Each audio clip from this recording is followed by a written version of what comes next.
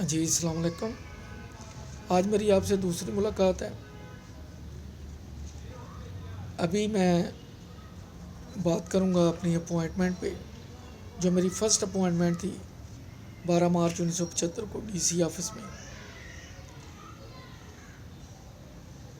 District flood control centre میں میری duty تھی۔ وہاں پہ سپرنٹینڈنٹ تھے ایم ایس کلیم، ان کے ساتھ مجھے اٹیچ کر دیا گیا۔ 1971 کی جنگ کے جو کلیم تھے، ان کی آڈٹ کے جواب وغیرہ تھے، وہ لکھنے پہ کلیم صاحب کی ڈیوٹی تھی۔ وہ اے جی پی آر سے ڈیپوٹیشن پہ آئے ہوئے تھے، پڑھے لکھے سلجھے انسان تھے۔ اسکوٹر رکھا ہوا تھا، اس دور میں اسکوٹر بڑی بات تھی۔ خیر، وہاں پہ نور محمد تھا پی اے مجسٹریٹ کے پاس۔ میرے کلیگ عبدالرؤف تھے جو ابھی سپرنٹینڈنٹ بن کے ریٹائر ہوئے ہیں۔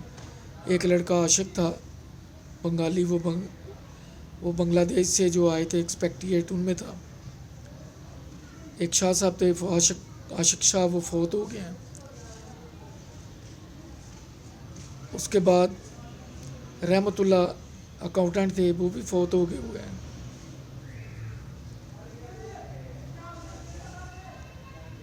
ایک دفعہ مجھے ایک ذاتی اپلیکیشن ٹائپ کرنے کے لیے، کیونکہ ہمارے پاس ولنگٹن کی ٹائپ مشین تھی جس کے کوئی امپریشن اتنا اچھا نہیں تھا ورڈز کا، تو میں اسی صاحب کی کورٹ میں گیا ٹائپ کرنے کے لیے۔ میں نے اسے ریکویسٹ کی پی اے کو، تو اس نے کہا اوئے تو اس قابل ہے، تو ایس مشین پہ بیٹھے۔ مجھے بہت غصہ آیا۔ میں نے کہا یار یہ اولمپیا کی ٹائپ مشین کیا اسپیشل لوگوں کے لیے ہے؟ پھر میں نے آ کے اپنے دوستوں سے بات کی۔ میں نے کہا یار یہ پی اے کیسے بنتے ہیں؟ تو انہوں نے کہا اس کے لیے شارٹ ہینڈ سیکھنی پڑتی ہے۔ تو میں نے شارٹ ہینڈ میں داخلہ لے لیا کچہری روڈ پہ۔ وہاں پہ ایک اکیڈمی تھی، سیشن جج صاحب کے ریٹائر پی اے تھے، وہ اس کو رن کرتے تھے۔ اللہ تعالیٰ ان کی مغفرت کرے، نفیس آدمی تھے۔ 6 ماہ کا کورس تھا۔ سر آئزک پٹ مین کی بک میں نے خریدی اور میں نے شارٹ ہینڈ سیکھنی شروع کر دی۔ 6 ماہ میں میں نے الحمدللہ وہ سیکھ لی۔ اسی درمیان میں ڈی سی آفس میں کچھ پوسٹیں نکلیں، اسٹینو ٹائپسٹ کی، پی اے کی، 3 پوسٹیں، 2 پرماننٹ، 1 ٹیمپریری۔ ٹیمپریری وہ تھی جس میں ایک لڑکا کسی وجہ سے سسپینڈ تھا، جب وہ ری انسٹیٹ ہوتا تو تیسری پوسٹ ختم ہو جانی تھی۔ خیر میں نے ٹیسٹ دیا، انٹرویو ہوا۔ غلام حسین صاحب ڈپٹی کمشنر تھے۔ مجسٹریٹوں کا جو پینل بیٹھا ہوا تھا اس میں ایک وہ بھی تھے جن کے پاس میں کام کرتا تھا۔ تو اتفاق سے انہوں نے ڈی سی صاحب کو کہا یہ ینگ لڑکا ہے، اسے موقع ملنا چاہیے۔ خیر جب بعد دوپہر رزلٹ اناؤنس ہوا تو آئی واز سلیکٹڈ۔ میں بہت خوش تھا۔ اب میری سیلری 365 سے 460 روپے ہو جانی تھی۔ اب کیا انہوں نے ایسے کہ انہوں نے مجھے تیسرے نمبر پہ رکھا۔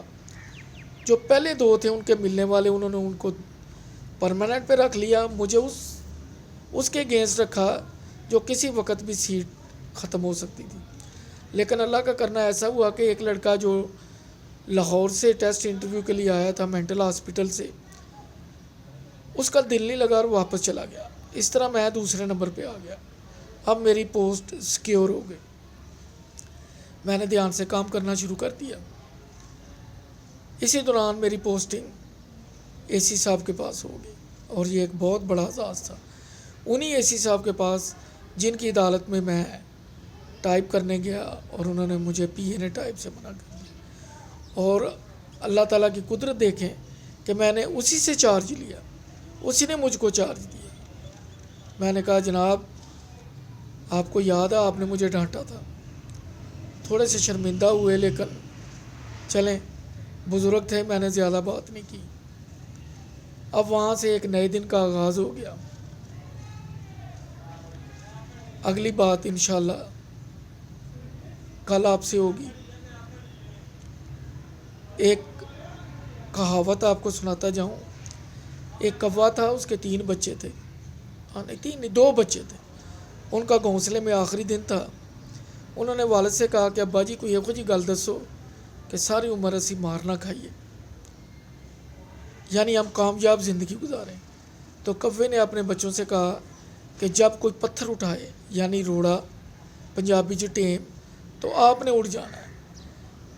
کوے کا جو چھوٹا بچہ تھا وہ کہنے لگا ابا جی اگر کسی نے ٹیم پہلے ہی کچھ تھلے رکھی ہوئے، یعنی اگر کسی نے پہلے ہی بغل کے نیچے پتھر رکھا ہو۔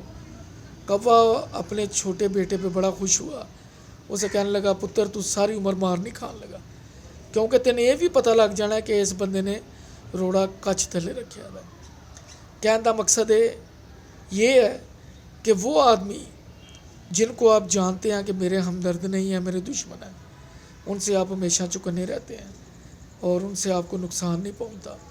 آپ کو نقصان ہمیشہ اس شخص سے پہنچتا ہے جس پہ آپ کو اعتماد ہوتا ہے، جس کو آپ جانتے ہیں، کیونکہ آپ کو نہیں پتہ ہوتا کہ اس نے اپنی بغل کے نیچے پتھر رکھا ہوا ہے، اور وہی نشانے پہ مارتا ہے۔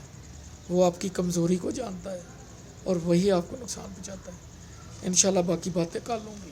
اللہ حافظ، اپنا خیال رکھیے گا۔